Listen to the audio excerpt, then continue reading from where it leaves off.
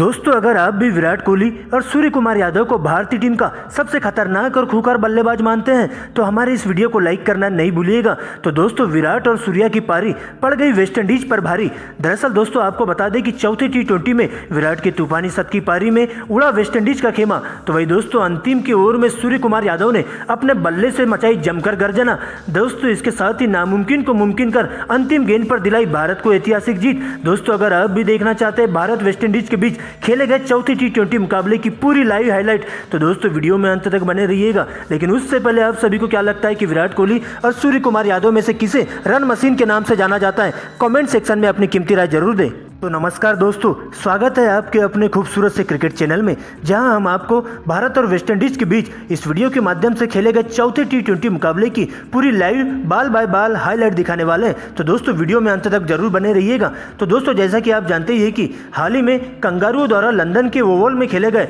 World test championship final में team India को मिली 209 रनों से करारी हार के बाद टीम इंडिया 5 T20 मुकाबलों की सीरीज खेलने के लिए वेस्टइंडीज दौरे पर आई हुई है, जहाँ दोनों टीमों के बीच अब तक 3 मुकाबले खेले जा चुके हैं, जिसमें वेस्टइंडीज की टीम ने 2 मुकाबलों में बाजी मार पाई थी, तो वही भारतीय टीम के नसीब में एक ही जीत हासिल हो पाई थी। लेकिन दोस्तों हाल ही में 5 T20 मुकाबलों की सीरीज का चौथा T20 मुकाबला वेस्टइंडीज के डेरेन समी स्टेडियम में खेला गया, जहां भारतीय टीम की कमान रोहित शर्मा के कंधों पर सौंपी गई थी। तो वही दोस्तों वेस्टइंडीज की तरफ से निकोलस पूरन कप्तानी करते हुए देखे गए थे। दोस्तों शाम 7 बजे मुकाबले में टॉस होता है, सिक्का उछाला जाता है और सीधा वेस्टइंडीज के कप्तान निकोलस पूरन के पक्ष में जाकर गिरता है, जहां पूरन टॉस जीतकर पहले बल्लेबाजी करने का फैसला करते हैं। तो वही भारतीय टीम को पहले गेंदबाजी करने के लिए आमंत्रित किया जाता है। दोस्तों इसके बाद वेस्टइंडीज की पारी की शुरुआत करने के लिए 2 सबसे दिग्गज ओपनर खूंखार बल्लेबाज ब्रेंडन किंग और साई होप क्रीज पर आते हैं, जबकि भारतीय टीम की तरफ से पारी का पहला ओवर लेकर तेज गेंदबाज मोहम्मद शमी आते हैं और पहले ही ओवर में मोहम्मद शमी वेस्टइंडीज की टीम को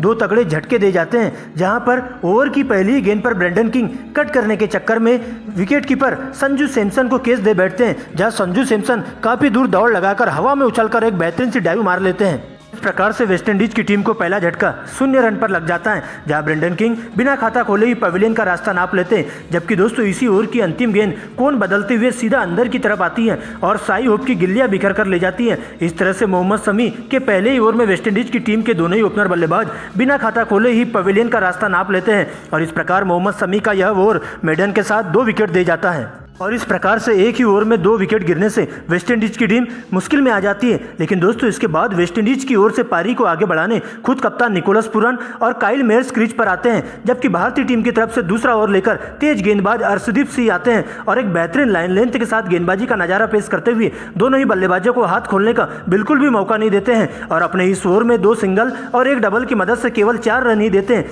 दोस्तों इसके बाद दोनों ही बल्लेबाज काफी सोच संभल कर खेलते हुए अपनी पारी को आगे बढ़ाते हैं और अच्छी गेंदों को छोड़कर खराब गेंदों को बाउंड्री के बाहर पहुंचाने का काम करते जाते हैं और पावर प्ले के खेल में 2 विकेट के नुकसान पर वेस्टइंडीज की टीम स्कोर बोर्ड पर 45 रन टांग देती है। लेकिन दोस्तों इसके बाद पारी का 7वें ओवर में कप्तान रोहित शर्मा यजुवेंद्र चहल के हाथों में गेंदबाजी थमा देते हैं और अपने इस ओवर में चहल को टारगेट करते हुए पूरन 2 छक्के और 2 चौके कूट देते हैं और ताबड़तोड़ अंदाज में बल्लेबाजी करते हुए चहल की पूरी तरह से लाइन लेंथ बिगाड़ करके रख देते हैं। तो वही दोस्तों अगले ओवर में कुलदीप यादव को काइल मेयर्स अपना टारगेट बनाते हैं, जिसमें वे अपना विकराल रूप दिखाते हुए 3 छक्के और 2 चौके जड़ देते हैं, गेंदों में ही अपना 50 पूरा कर लेते हैं। तो वही दोस्तों दूसरी तरफ 90वें ओवर में यूसी चहल की पहली ही गेंद पर मिड विकेट की दिशा में एक जोरदार शॉट लगाकर सीमा रेखा के बाहर भिजवा देते हैं और पूरन भी मात्र 39 गेंदों में ही अपनी 50 पूरी कर लेते हैं। दोस्तों यहां से दोनों ही बल्लेबाज बॉल देखो और बॉल पेलो वाला नियम अपनाते हैं और शमी से लेकर अर्शदीप और चहल से लेकर कुलदीप सभी गेंदबाजों की पूरी तरह से धज्जियां उधेड़कर रख देते हैं और भारतीय गेंदबाज दोनों ही बल्लेबाजों के सामने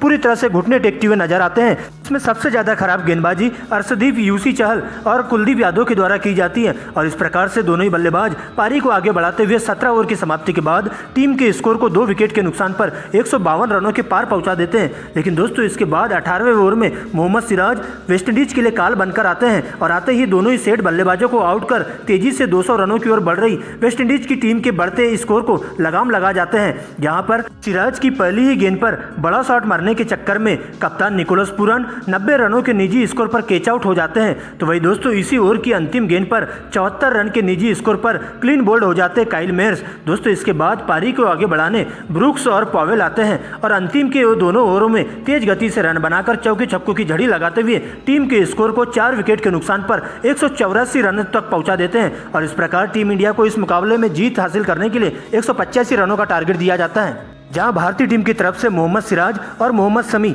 एक एक विकेट लेने में सफलता हासिल कर पाते हैं। दोस्तों इसके बाद भारतीय टीम की तरफ से 185 रनों के लक्ष्य का पीछा करने भारतीय टीम के दो सबसे खतरनाक विस्फोटक ओपनर बल्लेबाज रोहित शर्मा और विराट कोहली क्रीज पर आते हैं, जबकि वेस्टइंडीज की तरफ से पारी का पहला ओवर लेकर जेसन होल्डर आते हैं, जहां पहले ही ओवर से दोनों ही बल्लेबाज तेजी से रन बनाना शुरू कर देते हैं और इस ओवर की पहली 3 गेंदों पर विराट कोहली लगातार 3 चौके जड़ देते हैं। तो वही दोस्तों अल्जारी जोसेफ के दूसरे ओवर में रोहित शर्मा अपना हाथ खोलते हुए दिखाई देते हैं और 2 छक्के और 1 चौका जड़ देते हैं और इस तरह से दोनों ही बल्लेबाज ताबड़तोड़ अंदाज में बल्लेबाजी कर पावर प्ले में बिना विकेट खोए 62 रनों के पार टीम इंडिया के स्कोर को पहुंचा देते हैं। दोस्तों पावर प्ले के दौरान दोनों ही बल्लेबाज एक क्लियर माइंडसेट के तहत विस्फोटक अंदाज में बल्लेबाजी करते हैं और वेस्टइंडीज के सभी गेंदबाजों को कूटते हुए पूरी तरह से लाइन लेंथ बिगाड़ करके रख देते हैं। इसके साथ ही वेस्टइंडीज की टीम इन दोनों ही बल्लेबाजों की बढ़ती हुई पार्टनरशिप को देखते हुए चिंता में आ जाती है और आनन फानन में स्पिनर गेंदबाजों के हाथों में गेंद थमा देते हैं, जिसमें 7वें ओवर में सबसे पहले स्पिन के जादूगर अकील हुसैन को बुलाया जाता है,